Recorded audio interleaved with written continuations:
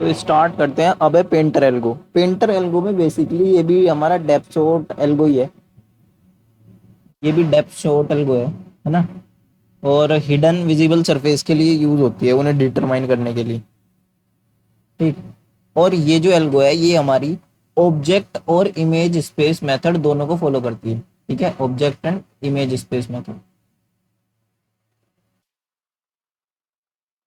And इसके बाद अगर इसमें हम मेनली हम क्या कर रहे होते हैं, जैसे हम पेंट में नहीं होता, पेंटर क्या करता है, जैसे कोई वो पेंटिंग कर रहा है तो क्या करेगा, पहले सबसे पहले वो बैकग्राउंड कलर ड्रॉ करेगा।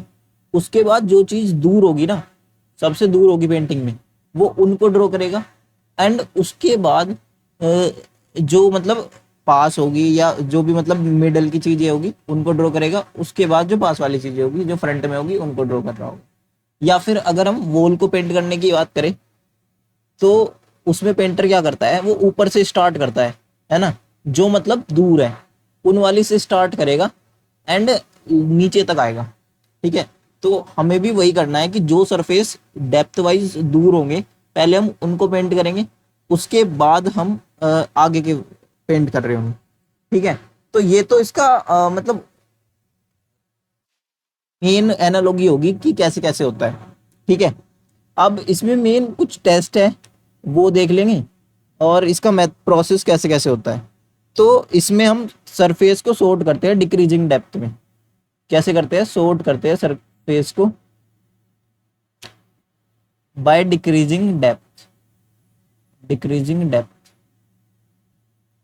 वही है ना, जो जिसकी डेप्थ सबसे ज्यादा है वो सबसे पहले, फिर वो ऐसे जिसकी कम वो नीचे नीचे नीचे इस टाइप से सॉर्ट हो जाएंगे। और इसमें हम मेनली क्या करते हैं, अब जो टेस्ट वाला पोर्शन है वो क्या है कि सपोज ये हमारा एक S1 सरफेस है, ये हमारा एक S2 सरफेस है।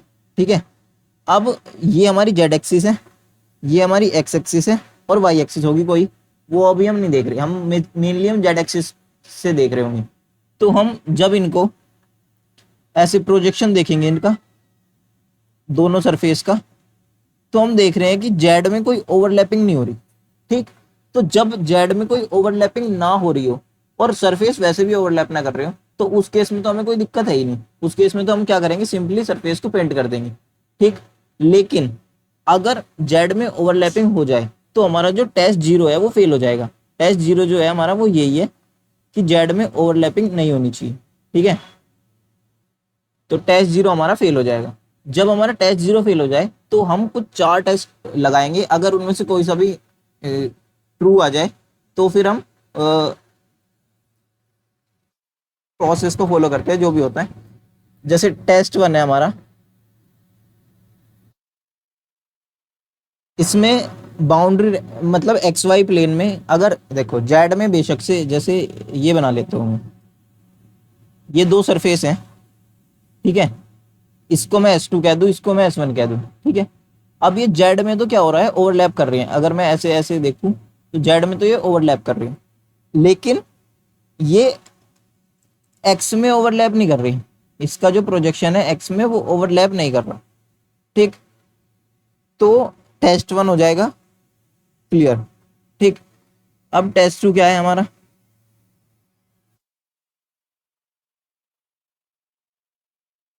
टेस्ट टू है हमारा कि सपोज, एक मिनट,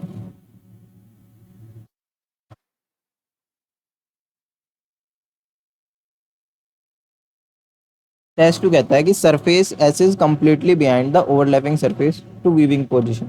मतलब जो सरफेस, एक सरफेस एस है वो कंप्लीटली बिहाइंड है ओवरलैपिंग सरफेस के, जो मतलब एक सरफेस उसके आगे है एस डैश, एक सरफेस है एस और एस डैश उसके आगे है, वो कंप्लीटली उसके पीछे है। जो ये एस डैश हो गया, ये एस हो गया, सॉरी। ठीक, तो इस केस में क्या हो रहा होगा, ये हमारा टेस्ट टू है, इसमें हमारा मतलब टेस्ट टू क्लियर हो जाएगा, ट्रू। यही बोल रहा है बेसिकली टेस्ट टू जो हमारा। और टेस्ट थ्री में क्या है, टेस्ट थ्री है हमारा overlapping surfaces completely front of S.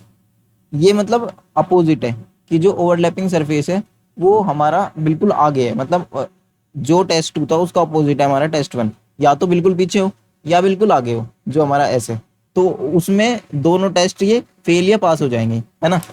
तो इनका तो ठीक है, ये तो हो गया। फिर मेन टेस्ट आता है हमारा टेस्ट 4।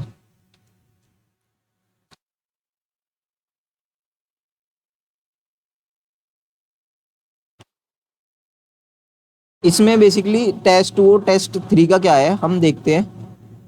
ए X plus B Y plus C Z plus D अगर ग्रेटर देन 0 हो जाए तो हमारा टेस्ट पास हो जाएगा, है ना।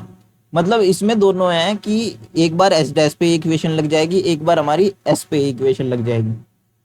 अगर ये इक्वेशन ट्रू हो गई तो मतलब कि हमारा टेस्ट पास हो गया, ठीक। और इसका मतलब क्या है कि सरफेस कंप्लीटली फ्रंट या कंप्लीटली बिहाइंड है, ठीक है, क्योंकि ये प्लेन की इक्वेशन है ना, तो वो अगर सेटिस्फाई करेगी तो वो कंप्लीटली फ्रंट या कंप्लीटली बिहाइंड का तो आ ही जाएगा। अब फिर इसके बाद आता है हमारा टेस्ट 4, ठीक। टेस्ट 4 है projection surface on the overlapping view plane do not overlap. मतलब इसका मतलब है कि सपोज ये हमारे दो सरफेस है जो कि ओवरलैप कर रहे हैं हमारे, ठीक है, वैसे तो ये ओवरलैप कर रहे हैं, लेकिन इनका प्रोजेक्शन अगर मैं कह दूं ये है, सपोज इनका प्रोजेक्शन ये है और इसका प्रोजेक्शन ये है, तो ये ओवरलैप नहीं कर रहे, ठीक। तो कुछ ऐसा ही है हमारा टेस्ट 4। जब हमारा टेस्ट 4 फेल हो जाएगा तो हम क्या कर रहे होंगे, मेनली हम ना, जब भी हमारा जेड ओवरलैपिंग आ जाए अगर हमारा, तो हम इन चार टेस्ट को लगा रहे होंगे। अगर कोई सा भी टेस्ट ट्रू आ जाए तो हम पेंट कर देंगे सिंपली, है ना। लेकिन अगर कोई सा भी टेस्ट हमारा फेल हो गया तो उस केस में हम क्या कर रहे होंगे, हम रीऑर्डरिंग कर रहे होंगे। नहीं मतलब कोई सा भी टेस्ट नहीं, हम चारों में से कोई सा भी पास हो गया तो ठीक है, अगर चारों ही फेल हो जाते हैं तो उस केस में हम रीऑर्डरिंग कर रहे होंगे, है ना। तो जैसे हमने टेस्ट 1 करा, टेस्ट 2 करा, टेस्ट 3 करा, हमने देखा ये तीनों फेल हो गए। अब हम टेस्ट 4 करेंगे, हमने देखा ओवरलैपिंग सरफेस है, ठीक, कंप्लीटली पार्शियल ओवरलैपिंग कर रहे हैं और उनका जो प्रोजेक्शन है वो ओवरलैप नहीं कर रहा, तो उस केस में हम क्या करेंगे, हमारा टेस्ट 4 जो है वो पास हो जाएगा। लेकिन अगर टेस्ट 4 भी फेल हो गया तो हमारा सिंपल सी बात है, रीऑर्डरिंग करेंगे, सरफेस को रीऑर्डर करेंगे और दोबारा से सारे प्रोसेस को फॉलो करेंगे, ठीक है। इसके बाद इस वीडियो को तो एंड करते हैं, ये पेंटर एल्गो होगी हमारी।